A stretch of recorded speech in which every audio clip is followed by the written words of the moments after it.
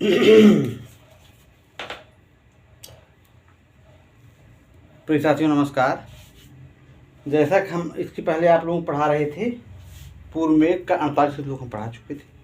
आज 49वां श्लोक पढ़ाना है।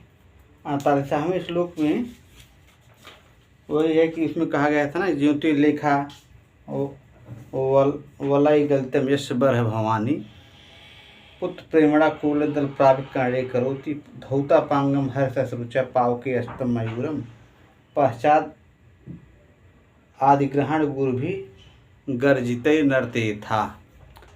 तो उसमें वही है कि उसमें उसको मोर को नचाने वाली बात कहे थे, क्योंकि मोर जब नाचेगा मयूर पंख गिरेगा, और मयूर पंख जो है पार्वती जी, चूँकि भगवान कार्तिकेय को बहुत प्रसिद्ध मतलब कि उसको पसंद करते हैं कार्तिकेय भगवान, तो इसलिए उसको कांडे कान में लगाती हैं। तो ये सब हो चुका था। अब आगे वाला श्लोक है श्रवण भवम। इसमें ये कहा गया है कि इसको हम पहले पढ़ दे रहे हैं। आराधनम श्रवण भवम देवमुल्लंघिताध्वा सिद्ध द्वंद्वै जलकण भया दीर्घिर्मुक्तिमार्गः व्यालम्बेथा सुरभितनया लम्भजा मानयिष्यन् श्रोतो मूर्त्या भुवि परिणतां रन्ति देवस्य कीर्तिम। यहाँ पे एक ऋषि हैं, तो वही है उनके यश की बात किया जा रहा है। रंति देवश कीर्तिम, तो आराधनम माने उनका पूजा अर्चना करके, ये भाव है। तो इसमें कह रहा है कि हे मेघ, इन भगवान स्कंद की उपासना करके तुम बीड़ा को धारण करने वाले सिद्ध हैं। सिद्ध माने जो सिद्धि लोग हैं, सिद्धि प्राप्त किए लोग, ऋषि लोग हैं, सिद्ध लोग हैं। सिद्ध दंपत माने पति और पत्नी जो दोनों लोग रहते हैं, सिद्ध लोग माने भाई ऋषि लोग, सब तपस्वी लोग, पति पत्नी जो रहते हैं, जो सिद्ध प्राप्त कर चुके हैं, तो सिद्धि लोग मतलब कि ऋषि लोग।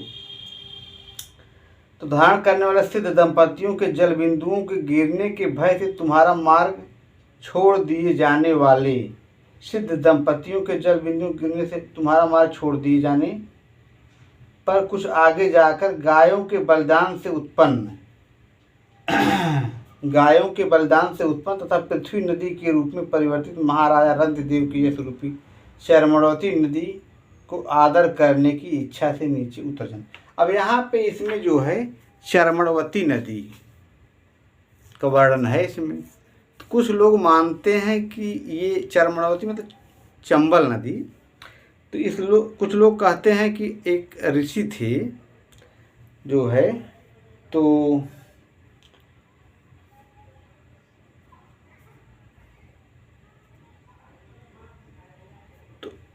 चर्मणवती नदी वही है चंबल नदी।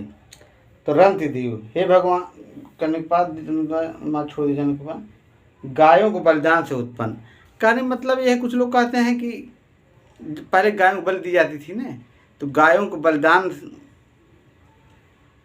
बलिदान से उत्पन्न पृथ्वी पर नदी के रूप में। कुछ लोग ये कहते हैं, कुछ लोग कहते हैं कि भाई गाय के मूत्र से निकली है चर्मवती नदी, चंबल नदी। तो इसमें ये कह रहे हैं गायों के बलिदान से उत्पन्न और पृथ्वी पर नदी के रूप में बहने वाली परिवर्तित। और इसमें जो है राजा रंतिदेव के यश की कीर्ति का वर्णन है। तो चूँकि पहले गायों जो है पूजा जाता था ना, तो इसमें यही बात है। तो इसमें यही कह रहे हैं कि आगे जाकर गायों के बलिदान से उत्पन्न पृथ्वी पर नदी के रूप में परिवर्तित महाराजा रंतिदेव की यश रूपी चर्मवती नदी, चंबल नदी को आदर करने की इच्छा से उतर जाना। मतलब अब यहाँ पे चर्मवती नदी के वर्णन है। चर्मवती नदी के विषय में यही सब बताया गया है। तो इस तरह से ये श्लोक समाप्त हो गए। मेरे प्रिय साथियों, इसका हम व्याकरणात्मक टिप्पणी करा दें। श्रवण भवम में आपका हो जाएगा श्रवण भवम षष्ठी तत्पुरुष, श्रवण भवम, आराध्ययनम श्रवण भवम, ये है श्रवण भवम में आपका हो जाएगा षष्ठी तत्पुरुष। और मुक्त मार्गम बहुव्रीहि, मुक्त मार्ग ये आपका बहुव्रीहि हो गया, बहुव्रीहि, मुक्त मार्गम बहुव्रीहि हो गया।